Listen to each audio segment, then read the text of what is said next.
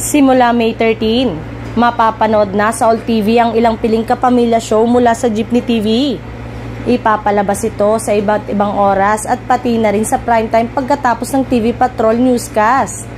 Nilagdaan ng Advanced Media Broadcasting System o AMBS at ABS-CBN Corporation ngayong araw ang content agreement na nagdadala ng iconic Filipino entertainment program sa free-to-air channel na All TV. Ipinagtibay na ng ABS-CBN Corporation at Advanced Media Broadcasting System o AMBS ang isang kasunduan ngayong araw na ito, April 23, na maghahatid ng mga minamahal na entertainment programs at makabuluhang balita sa mga manonood sa pamamagitan ng free-to-air channel na All TV.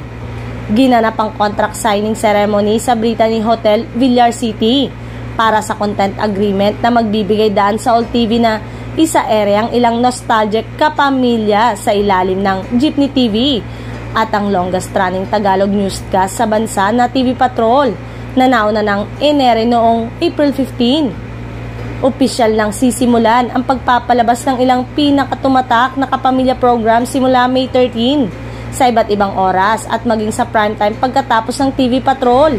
Dinaluhan ito ng ilang representante ng Villar Group, Vistaland and Lifescapes Incorporated, All Value Holdings Corporation at AMBS.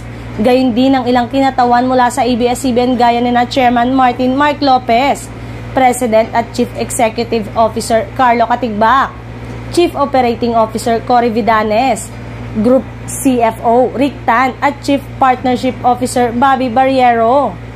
Layunin ng nasabing kasunduan na maghatid ng saya at balita sa mga manonood sa All TV na available sa Channel 2, sa Free TV, cable at satellite TV nationwide.